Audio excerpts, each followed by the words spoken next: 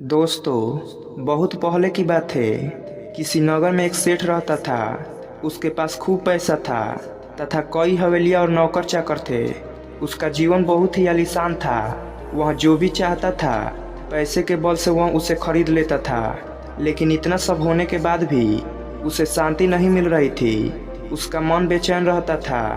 एक दिन सेठ के नौकर ने सेठ को एक महात्मा के बारे में बताया जो कि उसी नगर में ठहरे हुए थे। महात्मा बहुत ही सीधे एवं योगी पुरुष थे।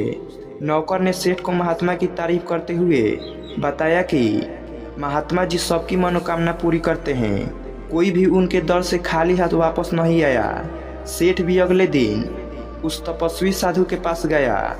साधु को प्रणाम करके सेठ ने अपनी समस्या बताई। सेठ ने बोला, महाराज, मेरे पास बहुत संपत्ति है। दुनिया की ऐसी कोई वस्तु नहीं है जिसका मैं भोग न कर सकूं। लेकिन मेरा मन बहुत अशांत रहता है। मन व्याकुल रहता है। मुझ पर कृपा करें और कोई मंत्र दे दीजिए जिससे मेरा व्याकुल मन शांत हो सके। सेठ ने सोचा कि अब साधु महाराज उसकी तकलीफ को दूर करने के लिए कोई मंत्र या तबीज जरूर देंगे जिससे उसके अशांत मन को राहत मिलेगी। लेकिन तपस्वी साधु ने सेठ को अपने प्रवास स्थल में 7 दिनों के लिए रुकने को कहा। सेठ सहमत हो गया। अगले दिन साधु बाबा ने सेठ को आंगन में बैठने के लिए कहा और खुद साधु महाराज आंगन के बगल में बने अपनी कुटिया के अंदर आकर छांव में बैठ गए। सेठ पूरा दिन आंगन की धूप में बैठा रहा। मन ही मन वह बहुत ही गुस्से में था और वह गुस्सा पीकर रह गया। दूसरे दिन साधु महाराज ने सेठ को आज्ञा दी, आज तुम्हें अन्न का एक दाना नहीं मिलेगा और तुम्हें पूरा दिन व्रत रहना पड़ेगा। सेठ पूरे दिन बिना खाना के रह गया।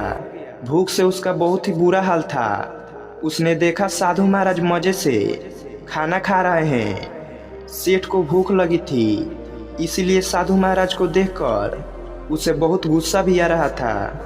सेठ को यूं ही जाते देख तपस्वी बाबा ने सेठ को टोका और पूछा कि सेठ, क्या हुआ? बहुत जल्दी मन मना लिया यहाँ से जाने का।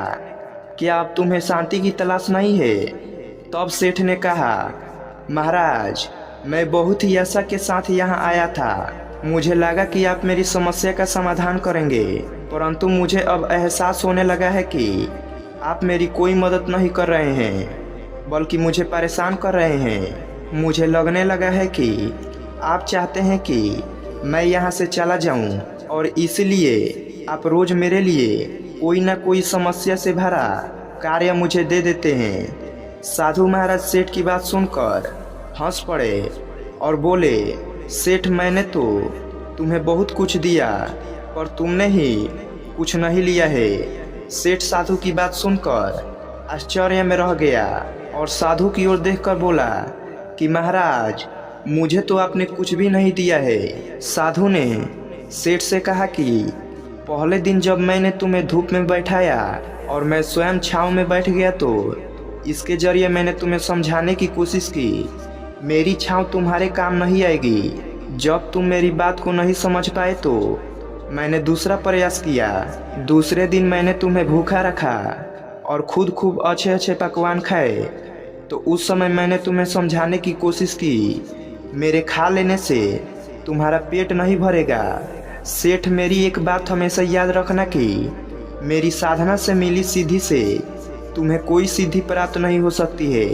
अध्यात्म और चिंतन एक ऐसा रास्ता है जहां मंजिल तक जाने के लिए यात्रा करनी पड़ती है। मैं बस भटके हुए लोगों को रास्ता बता सकता हूँ। उनके रास्ते में आई हुई बाधा से कैसे मुक्ति पाए उसका उपाय बता सकता हूँ, लेकिन उस मंजिल तक तुम्हें स्वयं ही जाना होगा। अगर तुम्हें शांति पानी है तो तुम्हें अपनी व्यर्थ की और विलासिता पर नियंत्रण करना होगा। तुम्हारा मन स्वयं ही शांत को प्राप्त कर लेगा। सेठ को साधु महाराज की बात समझ में आ गई। उसे अपनी मंजिल तक जाने का रास्ता मिल चुका था। उसने साधु महाराज को फिर से प्रणाम किया और शांति प्राप्त करने की पथ पर वह निकल पड़ा।